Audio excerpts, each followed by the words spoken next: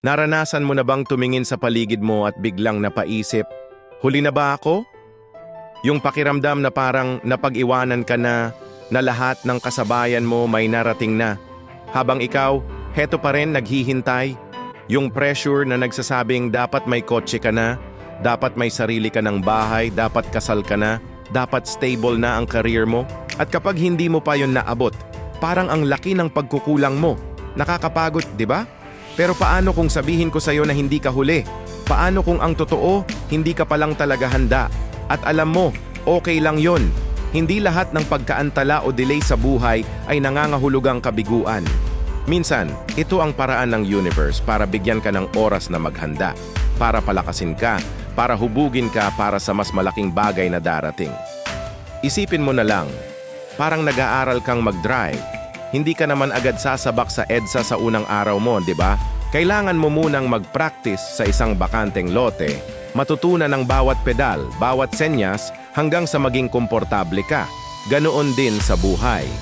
May mga practice grounds tayong kailangang pagdaanan. May mga aral na kailangan munang matutunan. Dahil kung ibibigay sa'yo agad ang isang sports car nang hindi ka pa marunong mag-drive, ano sa tingin mo ang mangyayari? Baka sa halip na ihatid ka nito sa destinasyon mo, ito pa ang maging sanhi ng kapahamakan mo.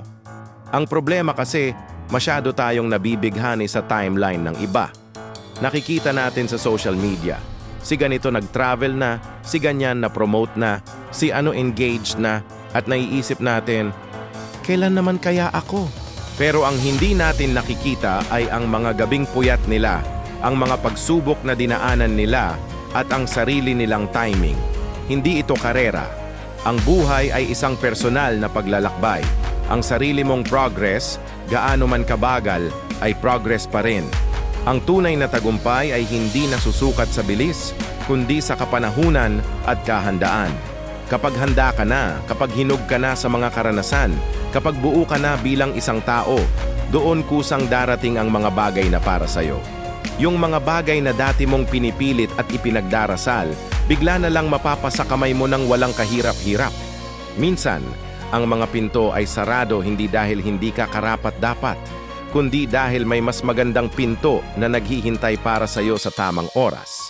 Pinoprotektahan ka lang ng tadhana mula sa mga bagay na hindi mo pa kayang i-handle. Pinipigilan ka nitong makuha ang isang bagay na baka masayang mo lang dahil hindi mo pa alam ang tunay na halaga nito. Kaya sa susunod na maramdaman mong napag-iiwanan ka, huminga ka ng malalim. Tandaan mo, hindi ka huli. Pinaghahandaan ka lang. May mas malaki, mas maganda, at mas tamang bagay na nakalaan para sa'yo. Huwag mong pilitin ang sarili mo sa timeline ng iba. Magtiwala ka sa sarili mong proseso, sa sarili mong paglalakbay. It's not too late. You're just being prepared for something greater. Kaya imbes na mag-alala, gamitin mo ang oras na ito para mag-improve, para matuto, para mas kilalanin ang sarili mo. Dahil kapag dumating na ang tamang panahon, sisiguraduhin ng tadhana na handang-handa ka ng tanggapin ang tagumpay na matagal mo nang inaasam. Kung nakarelate ka sa pinag-usapan natin ngayon, i-comment mo naman sa baba ang salitang naghihintay. Gusto kong malaman kung sino sa inyo ang kasama ko sa paglalakbay na ito. At syempre, kung nagustuhan mo ang video na to, huwag kalimutang mag-like at mag-subscribe para sa mas marami pang makabuluhang usapan. Salamat sa panonood at tandaan, magtiwala ka lang sa proseso.